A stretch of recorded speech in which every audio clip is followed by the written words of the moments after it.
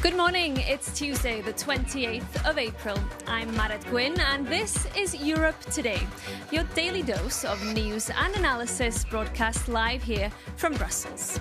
Coming up on today's show, Iran has offered to reopen the Strait of Hormuz if the US lifts its blockade of Iranian ports, according to officials.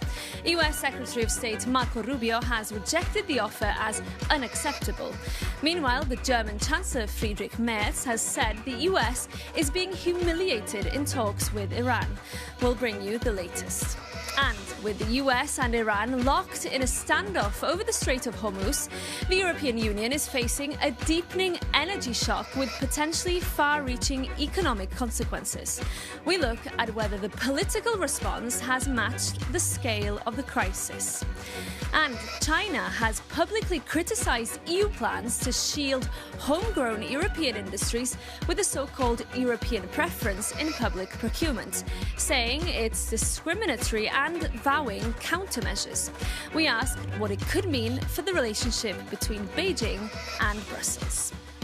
But first, this morning, against a backdrop of rising energy prices and warnings of stagflation, French President Emmanuel Macron has renewed calls for Eurobonds, which is joint European debt issued by all 27 EU member states. But in Brussels, the proposal is being met with scepticism. For more, we can turn now to our Europe editor, Maria Tadeo, who joins me in the studio. Good morning, Maria. Tell us first, why is the French president proposing this now? Well, Merit, this is something that it's not necessarily new coming from Emmanuel Macron, because he's always argued for this idea of a strategic autonomy for Europe. So this is a European Union that is able to operate independently in a global scenario, of course, in which you're seeing deep competition coming both from China, but increasingly the United States of America. He's always argued that in order to finance this autonomy, you will need joint debt. No single country in the European Union can do it alone. And obviously, we're talking about billions in investments. So it does make sense, and it matches his thinking that he's now put forward for many years. Nonetheless, the timing now, this is all looking into the June summit in which European leaders will gather in Brussels. Emmanuel Macron has already said for months that decisions, fundamental decisions when it comes to the European economy will have to be made. So they are trying to revamp the idea looking into this gathering. At the same time, you're seeing, and you just alluded to this at the start of the show, this is a very complex geopolitical but also macroeconomic scenario for the EU. The financing costs, obviously, when you look at interest rates, which are going up, the cost of energy related to the situation in the Middle East, this adds a sense of urgency when it comes to the French, but not just because a growing number of countries, including Greece, by the way, but also the Spanish, they have all argued when it comes to not just new debt, but also the repayment of debt that was previously issued, especially at the time of the pandemic. These payments should be delayed beyond 2026 because the urgency now means that the focus should not be on paying off debt, but actually investing in the future of Europe. What we should note, however, is that the German line, and that is crucial, has not really changed. They continue to say they're not in favor of more debt. The German Chancellor insists that the problem in Europe is really about productivity when it comes to its companies, but it's beginning now to lay out the scene for deep fundamental economic matters, which are also going to include, of course, the European budget and another round potentially of simplification, so meaning cutting off more red tape. I spoke with the economic commissioner last week, and he said expect more measures in that sense. And Brussels is also warning, Maria, that even if there's a peace in Iran tomorrow, there will be potentially very deep economic consequences. So what has the response really been like from them? Yeah, and you're seeing now a growing number of European leaders, including the German Chancellor, repeat that there is no exit plan from the U.S. It's not clear how this war is going to end. And at this stage, you have the Strait of Hormuz with the many ramifications that it has for the global energy market, which has been completely rattled by this war. It's under the grip of an Iranian regime that is totally volatile. We don't know who's actually leading these negotiations. And we're also seeing saying that the talks are not really making progress. So for the Europeans, the language has not really changed from it's a shock to now you are dealing with a crisis. Last week, the European Commission put forward measures, but it did not move the needle. There is a pressure still from the capitals that the Commission needs to do more. There's also criticism that some of the big measures, which could include, well, counting out some of the energy costs from fiscal deficits and debt, that should be tweaked, those parameters. There's also been now calls about suspending some of the green rules and legislations. There's been calls also about state aid. That can work for some countries, but not others which do not have the financial capacity to pay for it. So you're still increasingly seeing capitals are asking for more. I was at an economic forum over the weekend. The response that I got from the industry is that this is much more severe than the language that you hear from the institutions, and that they do want to see more measures, which for the time being have not come. Okay, Maria Tadeo, thank you so much for that analysis for us. Now, moving on, EU lawmakers are gathering in Strasbourg this week with a raft of issues on their agenda. For more, we can cross over now to the European Parliament in Strasbourg and to our correspondent, Vincenzo Genovese, who's there for us. Good morning, Vincenzo. Great to see you. Give us a sense, what can we expect from the Parliament today? Good morning, Maret. Good morning from Strasbourg. The European Parliament is voting today at noon on a report about rape legislation in the EU. The resolution calls on the European Commission to establish a common definition of rape, which should be valid across all the 27 member states, and essentially says that any form of sex without consent should be considered as rape, which is not the case today all across the EU. So why is this important? I'll put that question to Abir Al-Salani, a Swedish MEP who has worked on the file. Good morning and welcome. Good morning. What's the key point of this vote? Well, it comes as a result of a failure from the previous mandate when we discussed the gender-based violence directive, and where we fail actually in delivering this kind of legislation to women. And it comes at a very important timing, not only because of the backlash on gender equality issues globally, but also specifically in Europe, but also because of all these scandals that have been surrounding this topic, from the case of Madame Pilicot in France to the so-called rape academy, where you drug women, where the partners drug women, they rape them and they streamed it online. So the violence has evolved against women. Sexual violence in Europe has evolved. Because nowadays the definition of rape is, in some member states, is linked to violence. Exactly, and many of these, let me just focus a little bit on the member states, where they actually were the ones pressuring us, the previous mandate, not to go through with the consent-based legislation. And finally, they are waking up, and now it is actually on them to also push the Commission so we can have this legislative proposal. Because when you do this, when you do not choose the side of women in this, the victims, then you're choosing actually the side of the rapist. You're already chosen a side, you're not neutral. What about the Parliament? All the political groups agree on this resolution? Because I see that some criticism from the far-right parties. Well, unfortunately not. Can you imagine in 2026, they are saying, these far-right parties, the Patriots and the ESN, they are still saying that are women properly dressed? Was she too drunk? What did she do to provoke a rape? Still, they are blaming the woman, the victim, for the rape. And I think that they should be utterly ashamed when they cannot, even in this very volatile situation, they cannot choose the side of the victim.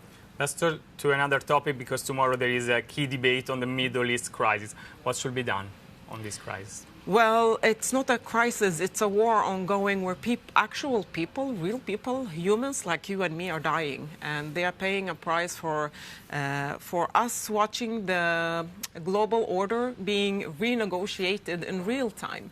And what we should have done is we should have been much more clear, much more early in our reactions. We should have brought the Iranian opposition to facilitate their democratic shift, but killing people and calling it a war for democracy, That is just ugly. But are you in favor of a direct involvement of the European countries as suggested by President Trump? Never in a war that is a crime against international law. We are better than that. Europeans, EU, we are better than this. If we don't protect the international law, then nobody will. Okay. Thank you very much, and we will follow, of course, this debate and all the votes here in the European Parliament in Strasbourg on Euronews and Euronews.com. Maren. Okay, Vincenzo, thank you so much, and thank you to your guest there, MEP Abir Al-Salani. Now, we're continuing now with the Middle East, where uncertainty, of course, still hangs over the future of talks between the US and Iran. For more, we can now cross over to Doha and to our correspondent, Laila Humaira, who's standing by for us. Laila, great to see you again. Tell us, the Iranian Foreign Minister Abbas Araghchi met President Putin in Moscow yesterday. What was the outcome? A very good morning to you as well, Marit. Well, yeah, it seems like Iranian Foreign Minister Abbas Araghchi was very pleased with his visit to Russia and his meeting with the Russian President Vladimir Putin, hailing the strategic partnership between Tehran and the Kremlin. Now, after these talks, Araghchi also said that the U.S. had offered a new round of talks and negotiations. But on the U.S. side, though, latest reports from several U.S. media outlets are saying that Trump is again unhappy with the peace proposal that Iran had put forth after reviewing it with his security team, which begs the question, what is going to happen next? Now, Washington has been very clear that its red lines remain, that Iran cannot be enriching uranium and it cannot possess any capabilities to develop a nuclear weapons program. Now, we've had reaction from Europe as well, with the German Chancellor Friedrich Merz saying that the U.S. is being humiliated by Iranian leadership simply because it doesn't have a clear exit strategy for the war. So that's where we stand, Mari. It seems like one step forward, but maybe, possibly 2 steps back as well. And Laila, briefly, both sides still locked at a standoff over the Strait of Hormuz, and it's still having quite a deep impact on the markets. That's right. Now, the Strait of Hormuz situation has escalated into the top rooms of the United Nations, with the UN Security Council calling for an urgent and unconditional reopening of the Strait of Hormuz. Of course, the disruptions and hostilities in the critical maritime shipping trade has sent shockwaves to energy markets and supply chains as well, with oil prices trading at a 3-week high, with Brent crude prices at a critical $108 a barrel level. Now, there has also been latest inflation and consumer confidence data coming out from across Europe, which indicates worries and concerns that weaker or slower consumption is ahead of us, and possibly also a weaker or slowing GDP growth in the coming months. And that's also in the summer months, concerns of lower or shortage of jet fuel, and that would be a concern for flights to be grounded, and the tourism also bracing for impact as well. Okay, Laila Humaira in Doha for us. Thank you so much for that update. Now we're moving on now. The European Commission has defended its Made in Europe push by stating the bloc is one of the most open markets in the world. It came after China slammed the EU's attempt to supercharge local industry. For more, we're joined by our EU correspondent, Angela Skujins. Good morning, Angela. Great to have you. Tell us first about this clash that's played out quite publicly between Brussels and Beijing. Good morning, Mared. So it all started on Monday when a spokesperson from China's Commerce Ministry came out with a statement blasting the EU for their Industrial Acceleration Act. This is exactly what you're talking about. That Made in EU push came out in March, aiming to help support the EU wean off some of those major superpowers when it comes to manufacturing, such as China.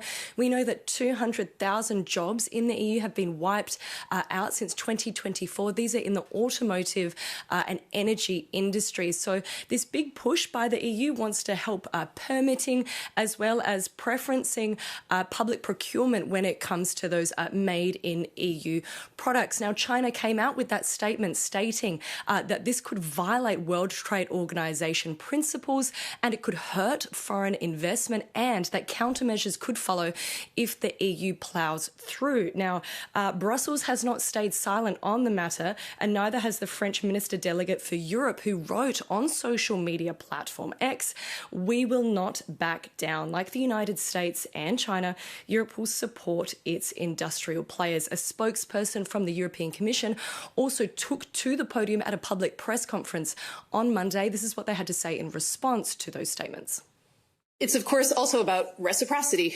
I mean, we've been quite clear that the goal of one of the objectives of the proposal is that we are one of the most open markets in the world, and we have the largest free trade agreement network worldwide. And so we also expect that openness to be mutual. And Angela, this is actually the second statement criticising EU coming from Beijing in recent days. Can we now say that these tensions are really escalating? Yeah, absolutely, Mara. This is the second statement. We know that Beijing came out on Friday criticising the EU for that 20th sanctions package against Russia for that country's ongoing invasion of Ukraine. They imposed restrictive measures for at least 7 defence companies from the EU exporting their defensive products into China. This is in response to at least 24 companies that the EU put on their own sanctions list. These are companies allegedly in China that are helping Russia and Belarus circumvent those EU sanctions measures, as well as for allegedly producing those dual-use technologies that Russia is employing on the battlefield. So what is clear from both of these public spats is that the tensions are escalating between these superpowers, and it is also playing out on the global market. Indeed. Angela, thank you so much for that update and that analysis for us. Now we're moving on now to something a little bit different, because it's a big week in football with the first legs of the Champions League semi-finals kicking off tonight. But this isn't just a clash of teams. The 4 semi-finalists also represent how club ownership in Europe is shifting, as Jakob Jannes explains.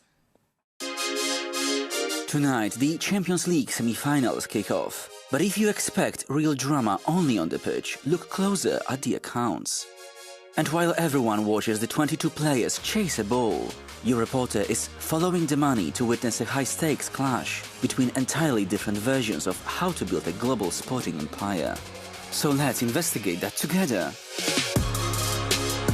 First, today we have Paris Saint-Germain. PSG has changed football to become a global lifestyle brand. And at the very center is Nasser Al-Khalifi, the most prominent face of European petrodollar investment. And while he wasn't the first to invest, he has become its most influential ambassador. And they face Bayern Munich, the gold standard of the German democratic model.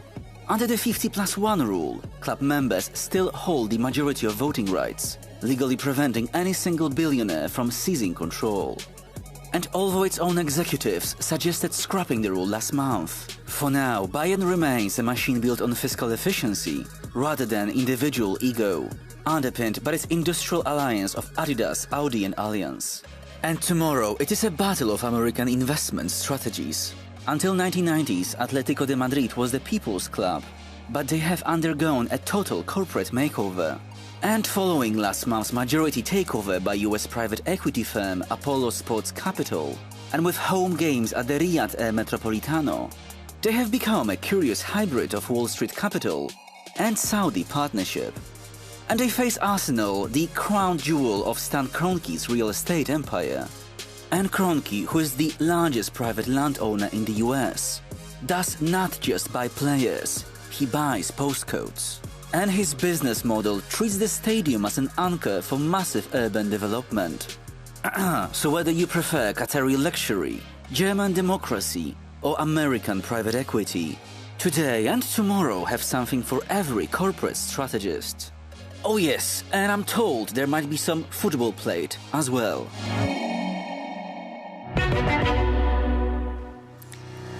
Jakob Jannes reporting there. But that brings today's programme to an end. Thank you so much for tuning in. Remember, you can send us your tips, your questions and your feedback. Email us on europetoday@euronews.com. We do love hearing from you. But we'll be back tomorrow with more exclusive interviews, including from the European Parliament in Strasbourg. Make sure to tune in then. See you.